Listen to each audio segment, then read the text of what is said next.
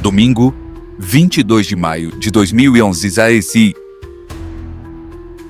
16h35. A cidade de Joplin, no sudoeste do Missouri, parecia estar tendo um dia tranquilo. As famílias estavam jantando fora. Algumas voltavam da igreja. Outras simplesmente aproveitavam o ar quente da primavera. Ninguém imaginava que os céus já tivessem começado a conspirar. Sobre as planícies abertas do centro-oeste, uma supercélula, uma das formas mais perigosas de tempestade, estava tomando forma. Seu núcleo era alimentado por umidade, calor e uma atmosfera carregada de tensão. O que parecia apenas mais uma tarde estava prestes a se tornar uma armadilha letal. Este não seria um tornado comum. Seria um monstro de nível EF5, com ventos capazes de arrancar concreto do chão e aço das fundações. Mais de 1.600 metros de largura, quase 35 quilômetros de destruição contínua. Um colosso que não atingiria os arredores nem desapareceria no campo. Este atingiria diretamente o coração de uma cidade urbana. Em minutos, a vida em Joplin mudaria para sempre. E os sobreviventes nunca mais seriam os mesmos. Para entender o que aconteceu em Joplin em 22 de maio, é preciso primeiro olhar para cima. Não com romantismo, mas com respeito. Porque os céus do centro-oeste americano são implacáveis. Sob sua vasta imensidão, formam-se algumas das tempestades mais violentas do planeta.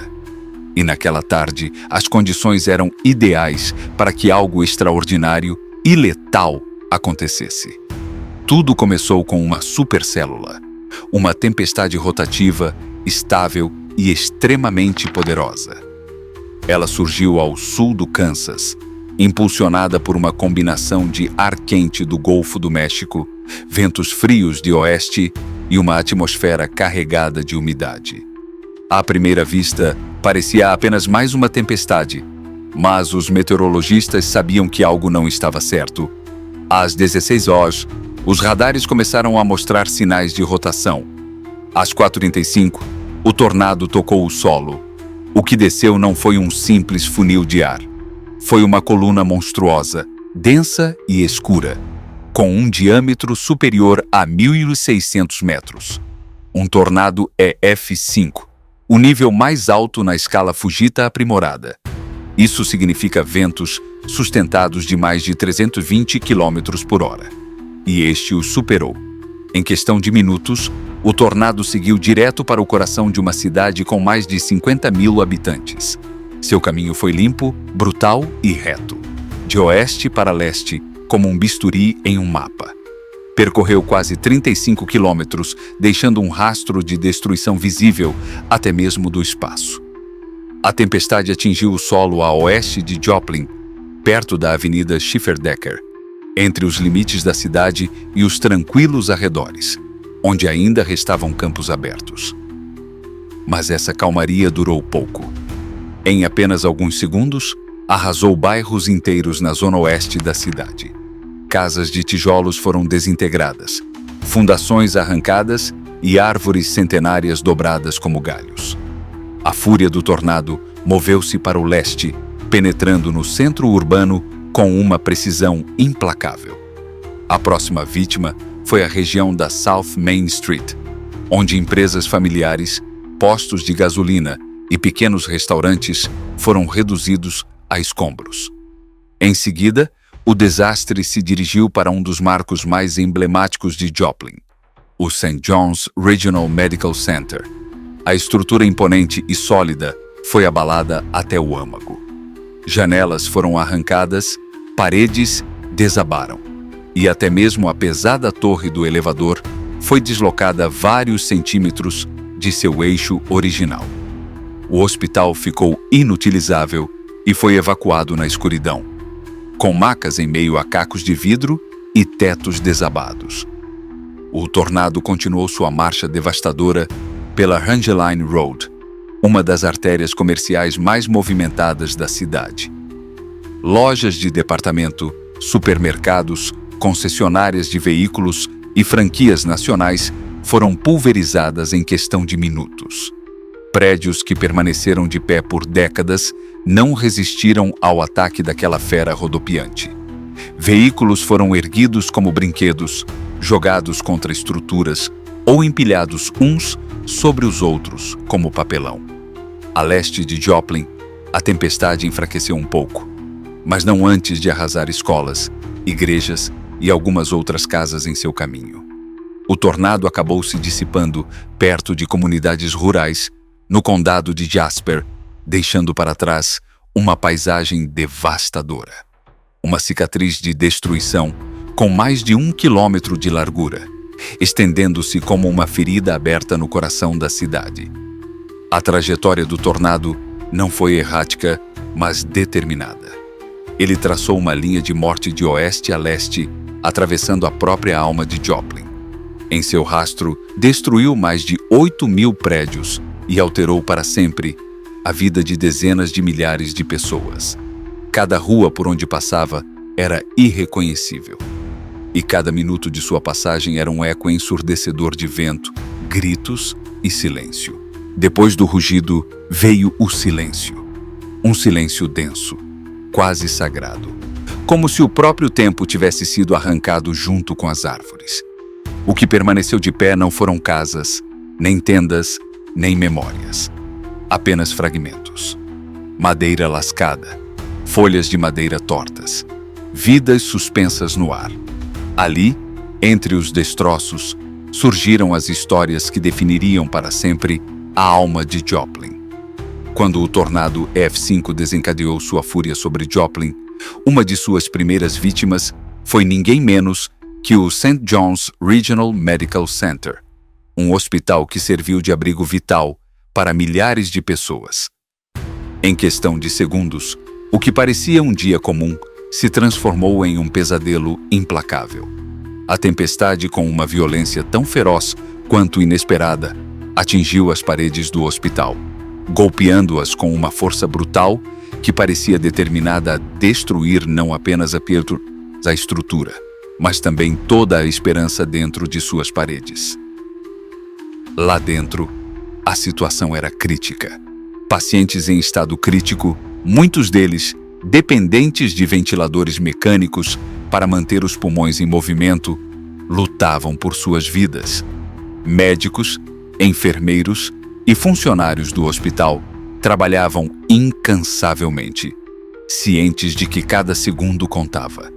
Mas então, quando a tempestade parecia prestes a dividir o prédio em dois, o sistema elétrico subitamente entrou em colapso.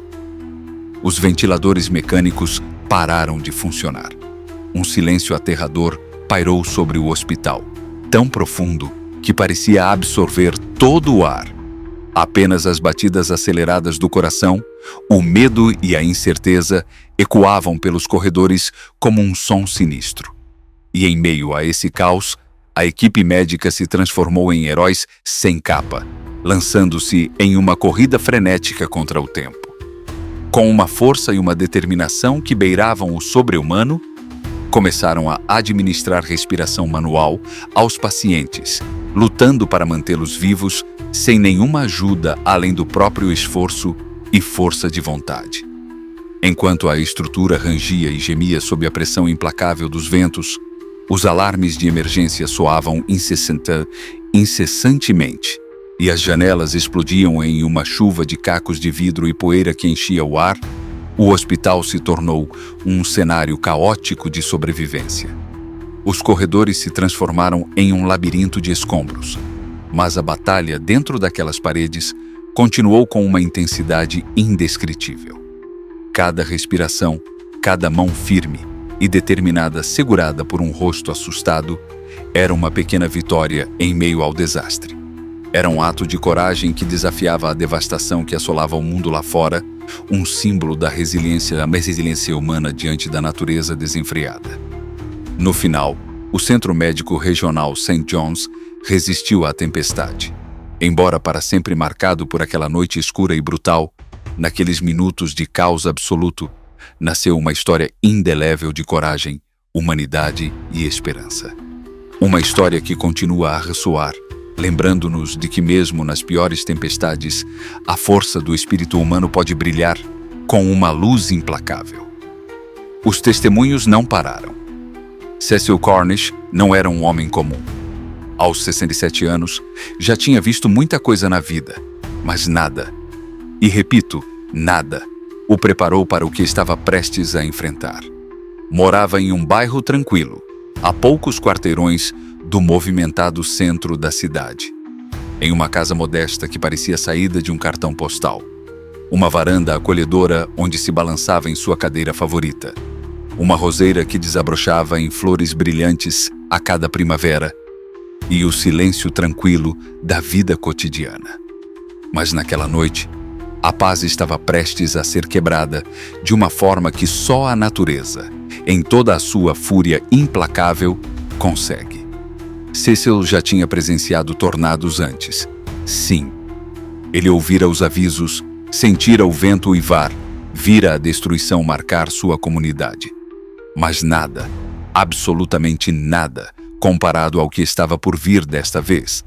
Conforme a tempestade se aproximava, uma fera escura e rodopiante de vento e destruição, ele não pôde deixar de pensar em algo que ficou para sempre gravado em sua memória. Achei que fosse o fim do mundo. E ele não estava exagerando nem um pouco.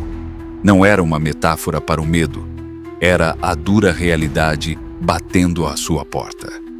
Seguindo todos os protocolos que a experiência lhe ensinara, Cecil refugiou-se no lugar que lhe parecia mais seguro dentro de casa, a banheira do banheiro.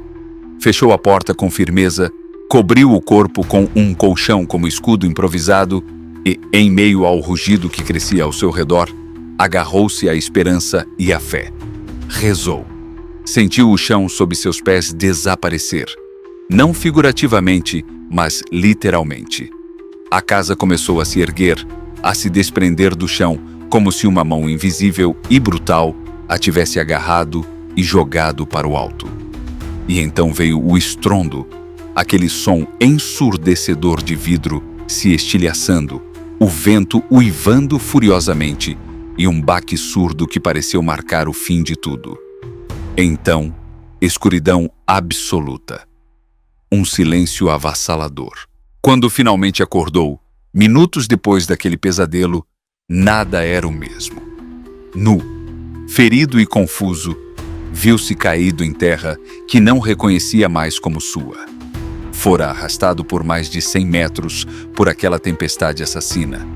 Sua casa, seu refúgio, havia desaparecido completamente. Assim como a do vizinho, engolida pelo vazio. Durante semanas, a vida de Cecil tornou-se um vai-vem incerto entre abrigos temporários, carregado da mais cruel incerteza. Onde estava sua família? Ainda estariam vivos? Ninguém sabia dizer com certeza. Mas em meio àquela escuridão, no coração da perda, algo incrível começou a emergir dentro dele. Uma vontade indomável, uma centelha de vida que ninguém esperava. Deus me deixou viver por uma razão, declarou em voz alta, como se desafiasse o destino. Essa razão não demorou a se revelar. Com a força de alguém que chegou ao fundo do poço e decide se levantar, Cecil fundou um pequeno centro de assistência dentro de uma igreja que milagrosamente havia resistido à fúria do tornado. A partir daquele santuário de esperança, ele começou a reconstruir não apenas a sua própria vida, mas também a vida daqueles que, como ele, haviam perdido tudo. Cada tijolo que ele colocou, cada muro que ergueu, foi mais do que um ato de construção. Foi um ato de fé, um grito de desafio diante da natureza descontrolada. Assim, em meio à destruição, nasceu uma história de resiliência humana. Porque às vezes, quando o mundo parece estar acabando, é aí que a verdadeira batalha começa. A batalha da esperança, a batalha daqueles que se recusam a desistir e decidem transformar o desastre em um novo começo. Cecil Cornish não apenas sobreviveu a um tornado, ele se tornou um símbolo vivo do que significa perseverar e reconstruir. Mas nem todos desfrutaram do renascimento. Em outras partes da cidade, O caos eclodiu imediatamente, especialmente no distrito comercial. Will Norton tinha apenas 18 anos, a idade em que o mundo parece se expandir com infinitas possibilidades, quando tudo mudou para ele num piscar de olhos. Ele tinha acabado de sair da cerimônia de formatura, aquele momento comemorativo que marca o fim de uma etapa e o início de outra repleta de sonhos e promessas. A alegria ainda pulsava em seu peito enquanto dirigia ao lado do pai, percorrendo as ruas conhecidas com a empolgação de um futuro pela frente. Mas o céu, que até aquele momento era uma tela azul tranquila, começou a escurecer, opaco, quase como um velho filme em preto e branco. O tipo de sombra sinistra que anuncia que algo terrível está prestes a acontecer. Sem aviso, a natureza desferiu seu golpe mais brutal e implacável. A última coisa que a família Norton ouviu foi um chamado desesperado, um grito à beira do pânico. "Pai, está chegando!" E num instante que pareceu suspenso no tempo, o carro que dirigiam foi sugado pela força monstruosa do tornado bem no cruzamento da rua principal com a rua 26. Aquela força desumana, um vórtice de vento, poeira e destruição, engolfou o veículo como uma folha ao vento, arrancando Will e seu pai da vida como a conheciam. Will não sobreviveu àquela noite fatídica. Seu corpo foi encontrado dias depois, caído em uma vala, a vários metros do veículo que havia sido engolido pela tempestade. A notícia abalou o país inteiro. Ele não era apenas mais um jovem, era um símbolo de uma vida extinta cedo demais, de sonhos interrompidos, daquela juventude brilhante e carismática perdida no caos. Will Norton representou uma geração inteira que viu como, em questão de segundos, a fúria do tornado apagou anos de esperança e promessa. Sua história tornou-se um lembrete brutal da fragilidade humana diante da força implacável da natureza, mas também um chamado à lembrança, à manutenção da memória daqueles que ficaram e ao reconhecimento do valor de cada momento vivido. Outros, no entanto, ficaram presos. No supermercado Home Depot, um abrigo improvisado para mais de 100 pessoas que buscavam escapar do horror iminente, momentos de tensão e desespero pareciam saídos de um filme apocalíptico. Pessoas de todas as idades, famílias inteiras, amigos e desconhecidos amontoavam-se dentro do prédio, na esperança de que as paredes os protegessem do desastre. Alguns encontraram refúgio sob as prateleiras robustas, repletas de ferramentas e materiais, enquanto outros, num ato desesperado de sobrevivência, esconderam-se nos depósitos frios e escuros, buscando um canto seguro em meio ao caos. Mas a natureza não teve piedade. A fúria do tornado não tardou a cobrar seu preço. O prédio começou a ceder, e não lenta ou gradualmente. Desabou sobre si mesmo, esmagado pela força brutal de uma mão invisível que parecia querer apagar todos os vestígios de vida. Os gritos e o rugido se misturaram à poeira e aos destroços que cobriam o chão. Muitos morreram ali mesmo, presos sob toneladas de concreto e aço, enquanto outros, contra todas as probabilidades, conseguiram sair dos destroços, milagrosamente ilesos ou com ferimentos leves. Entre essas histórias de milagres e tragédias, uma se destaca: a de uma mulher grávida que sobreviveu ao desabamento.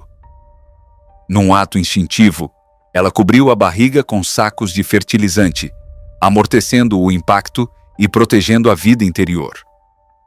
Sua história se tornou um símbolo de esperança e força em meio ao desastre, um testemunho vivo de que, mesmo nos momentos mais sombrios, a vida pode encontrar um caminho a seguir, apesar de todas as adversidades. Mas a tragédia não terminou aí. A poucos quarteirões de distância, outro homem enfrentava sua própria batalha. Ele estava soterrado sob uma pilha de blocos de construção que a tempestade havia jogado violentamente. Imóvel, preso em um espaço confinado, ele não conseguia se mover nem gritar por socorro. Mas, em vez de desistir, ele fez uma escolha que significou a diferença entre a vida e a morte. A cada respiração, a cada batida do seu coração, ele escolheu não desistir da luta. Horas depois, quando o desespero parecia ter se instalado, um grupo de voluntários ouviu uma leve batida em um cano de metal. Era o sinal de vida que procuravam. Guiados por aquele som quase imperceptível, conseguiram encontrar o homem preso e resgatá-lo dos escombros. Sua sobrevivência tornou-se uma história de coragem e perseverança, um lembrete da força de vontade humana diante de adversidades extremas. Joplin não desistiu. Não se ajoelhou diante da tragédia. Não chorou em silêncio, nem deixou a dor esmagá-la na escuridão. Em vez disso, gritou com todas as forças, agarrou-se à vida com unhas e dentes e cavou os escombros, buscando esperança em meio à destruição. Os abrigos rapidamente se encheram de pessoas. Homens, mulheres e crianças, chegando exaustos, cobertos de poeira e lágrimas, mas com um espírito indomável.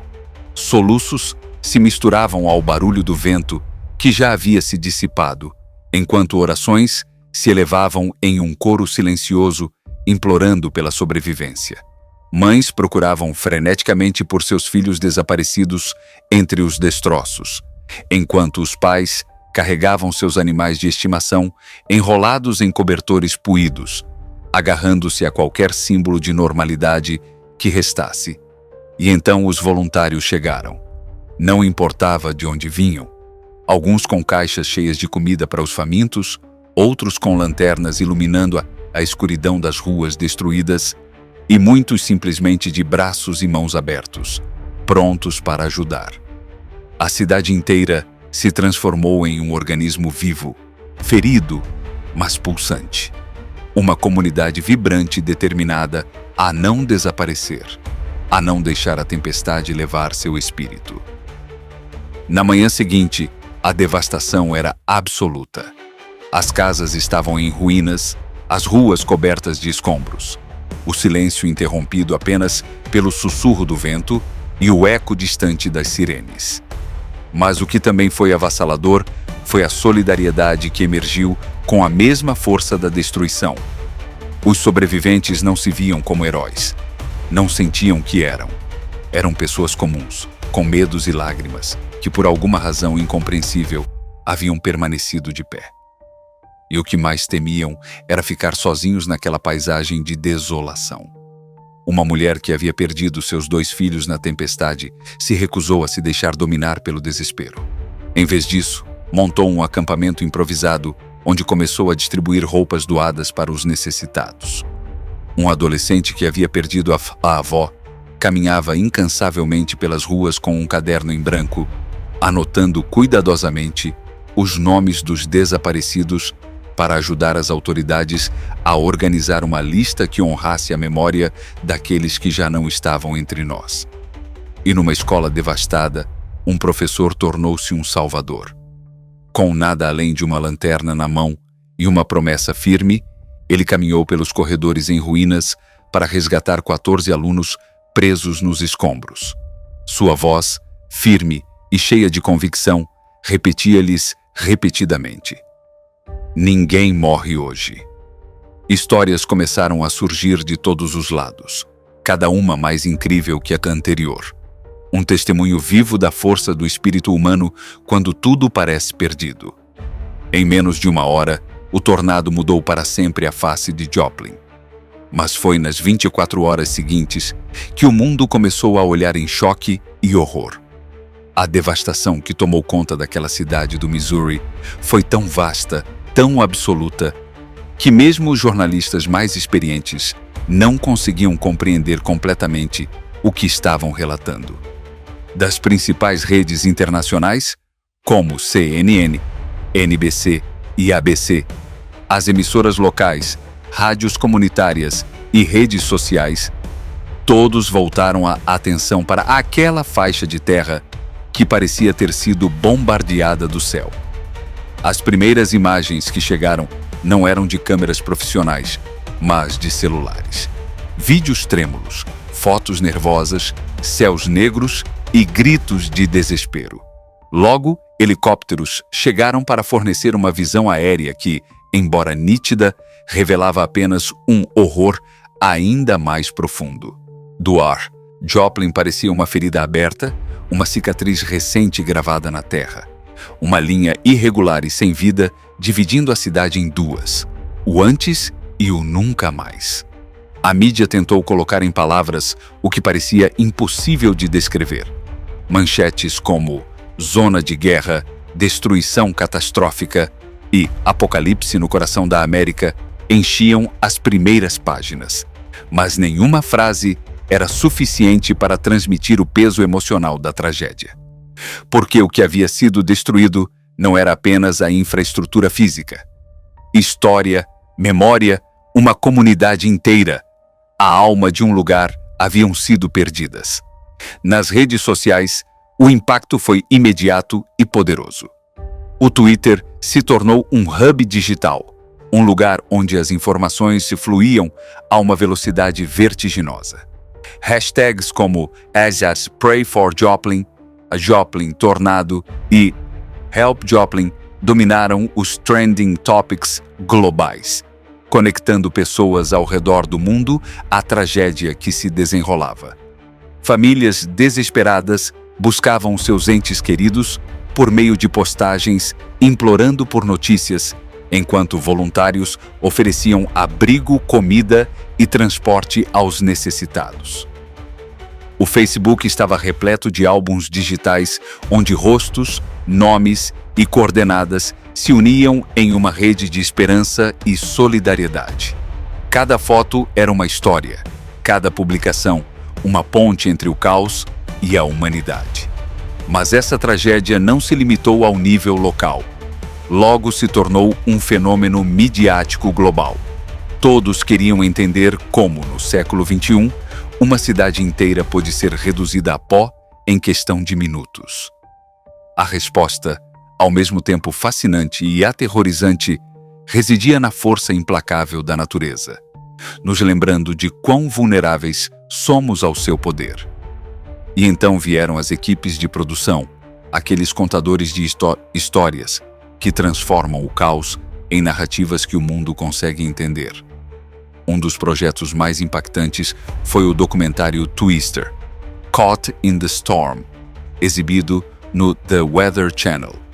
Este trabalho não se limitou a exibir imagens impressionantes. Foi uma reconstrução meticulosa, quase cirúrgica, dos momentos mais dramáticos de Joplin. Eles usaram imagens de radar em tempo real, capturando cada curva do tornado com uma precisão impressionante. Incorporaram relatos arrepiantes em primeira pessoa, de pessoas que viram o horror de dentro, que sentiram o rugido e a fúria da tempestade em primeira mão. E, para ajudar o público a compreender a magnitude da catástrofe, usaram recriações animadas em 3D que traçavam a trajetória do tornado, como se a própria natureza estivesse desenhando seu próprio mapa de destruição. Mas não foi apenas um espetáculo visual.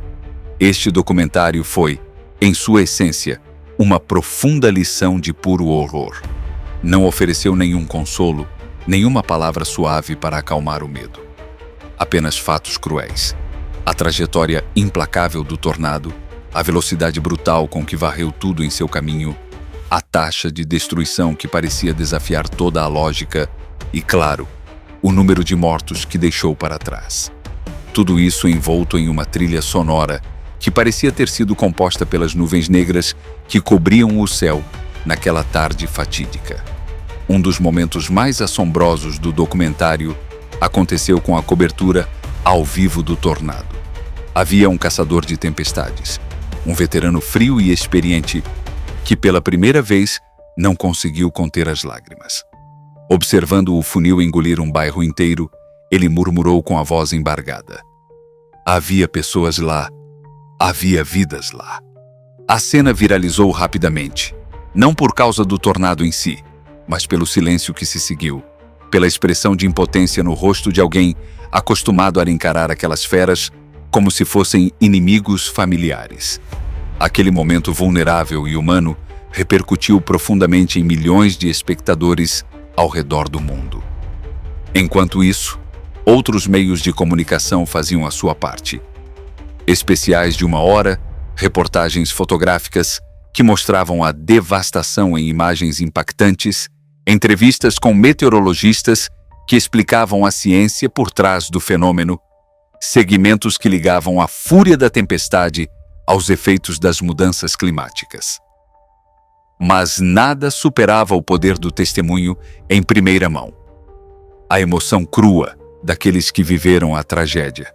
Redes de televisão montaram estúdios móveis nos arredores do Marco Zero. De lá, entrevistaram sobreviventes, autoridades locais e voluntários que trabalhavam incansavelmente. Mas o que realmente ficou gravado na mente de quem assistia era o que acontecia ao fundo de cada transmissão. Árvores sem galhos, estradas bloqueadas e sem rumo, crianças sentadas em colchões sujos com olhares vazios, como quem acaba de acordar de um pesadelo sem fim. Em pouco tempo, Joplin tornou-se um símbolo poderoso. Um símbolo de vulnerabilidade diante da força implacável da natureza. Um emblema do caos que pode se desenrolar em questão de minutos. Mas, acima de tudo, um monumento à resiliência humana, à capacidade de se levantar, reconstruir e seguir em frente quando tudo parece perdido. No entanto, a cobertura da mídia também expôs uma verdade incômoda. A fragilidade dos sistemas de alerta precoce foi exposta. A falta de abrigos subterrâneos em edifícios críticos representou uma vulnerabilidade crítica. A desconexão entre os alertas emitidos e as ações tomadas expôs uma falha sistêmica. A televisão mostrou não apenas o que havia acontecido, mas também o que poderia ter sido evitado. E com essa revelação, o mundo recebeu um alerta, um aviso urgente para se preparar melhor para a próxima tempestade. Quando a poeira baixou, Joplin parecia um mapa mal desenhado. Ruas que não levavam mais a lugar nenhum, casas que não eram mais lares, escolas sem telhados, igrejas sem sinos. E, no entanto, o primeiro instinto não foi fugir, foi ficar, reconstruir. Mas por onde começar quando não há mais nada?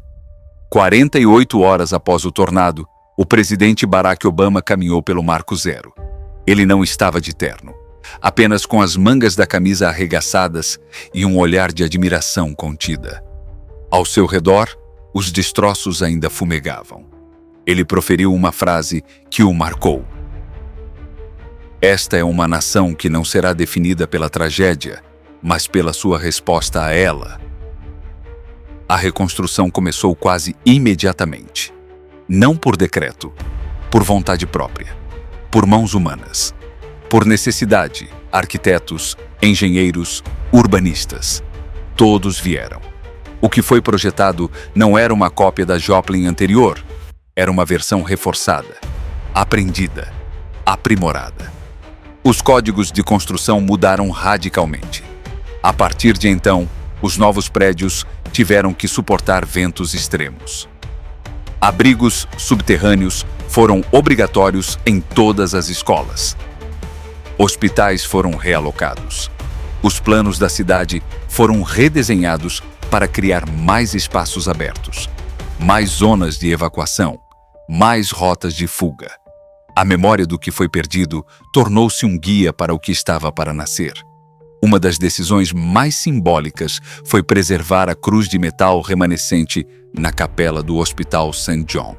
Aquele hospital havia sido completamente destruído. Os ventiladores falharam. As paredes desabaram. A vida ficou suspensa por minutos. Mas aquela cruz, retorcida e enferrujada, ainda estava de pé. Ela foi instalada no novo centro médico como um lembrete de que a fé, às vezes, também é feita de aço.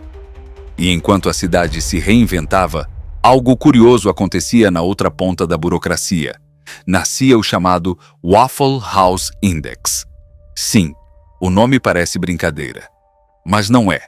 O índice de Waffle House foi proposto pela Agência Federal de Gestão de Emergências, FEMA, após observar um padrão. Se o restaurante Waffle House, em uma área afetada, estivesse aberto, o desastre era administrável. Se estivesse operando com um cardápio limitado, a situação era grave. Mas se o restaurante estivesse completamente fechado, isso sinalizava uma catástrofe. Em Joplin, todas as 3 Waffle Houses foram destruídas. Nível vermelho. Alerta máximo. A anedota se tornou uma ferramenta e um símbolo, porque não se tratava apenas de comida. Tratava-se de resiliência, de infraestrutura, de quão rápido o café poderia ser servido novamente, como uma metáfora de quão rápido uma comunidade poderia respirar novamente. Durante meses, Joplin foi um laboratório de políticas públicas, de solidariedade, de reconstrução emocional. Os escombros foram removidos às toneladas, mas a reconstrução mais difícil foi a invisível, aquela que acontece na alma daqueles que sobreviveram. Para cada casa construída, havia uma perda que não podia ser substituída. Para cada parede nova, um buraco que não podia ser preenchido. Mas as pessoas continuaram. Não por heroísmo, por instinto, porque desistir não era uma opção. As crianças voltaram à escola em salas de aula portáteis. Igrejas realizaram missas ao ar livre, e cada tijolo colocado parecia um ato de desafio, como se a cidade gritasse: ainda estamos aqui. Joplin não foi reconstruída por grandes empresas ou promessas de campanha. Foi reconstruída por voluntários, por vizinhos, por professores, enfermeiros, estudantes. O tornado destruiu estruturas, mas também revelou algo mais profundo: a capacidade humana de recomeçar. Com as mãos vazias, mas o coração intacto. Quando a tempestade finalmente se dissipou, o que deixou para trás não foi simplesmente uma cidade em ruínas, um conjunto de prédios desabados e ruas cobertas de escombros. O que realmente restou foi algo muito mais profundo. Uma comunidade marcada por um desafio além da física. Uma comunidade cuja alma estava sendo testada e, acima de tudo, exposta. Joplin, aquele nome que antes era apenas mais um ponto no vasto mapa do Missouri, transformou-se em um poderoso símbolo de resiliência. Um emblema vivo da capacidade humana de se reerguer após o golpe mais brutal. Os jovens, que até então viviam alheios à tragédia, afastados da dureza do desastre, tornaram-se voluntários incansáveis. A hora do dia, o cansaço ou a dor não importavam. Os dias seguintes ao tornado foram uma maratona sem fim, sem horários nem pausas. Apenas mãos que limpavam com fervor, braços que levantavam escombros com força, corações que carregavam os outros com esperança. Era uma rede de solidariedade que se estendia por toda a cidade, invisível, mas implacável, sustentando cada pessoa, cada família, cada rua. A cidade fragmentada e devastada aprendeu a se unir com uma urgência que parecia romper as barreiras do medo e da dor. Cada vizinho se tornou uma pedra angular, uma peça indispensável do muro invisível que a unia. Não foi uma união confortável nem fácil. As feridas, visíveis e invisíveis, não cicatrizaram imediatamente. As cicatrizes deixaram marcas e permanecerão por muito tempo. Mas apesar de tudo, aquele muro cresceu, imparável. E em meio a essa dor imensa, nasceu uma força que não aparecia em nenhum radar meteorológico, nem era medida em nenhuma escala de intensidade. Não tinha nome nem número, mas era palpável em cada gesto, em cada ato de coragem diária. Uma força que desafiava a destruição, que gritava ao mundo que Joplin ainda estava lá, viva, determinada a não ser apagada. Esta história não termina com uma mensagem simples, nem com um final heróico ou milagroso. Não é uma história de salvadores, nem um final feliz tradicional. É, acima de tudo, um testemunho vibrante e cru da natureza humana quando ela enfrenta o abismo e, apesar de tudo, decide dar um passo à frente. É a história da vontade, aquela força invisível, mas indestrutível, que nenhuma tempestade, por mais violenta que seja, pode apagar. Porque, no fim das contas, palavras vazias, números frios e até mesmo a tempestade mais devastadora não importam.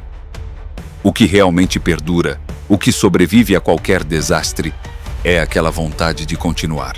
Aquela chama indomável que arde em cada pessoa que diz: aqui estou e não vou desistir. E essa chama, essa vontade, é o que faz de Joplin uma história que o mundo nunca esquecerá.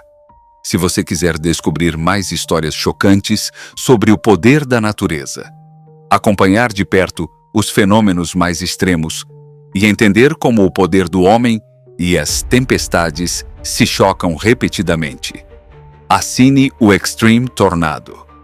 Aqui, a verdade não para na tempestade.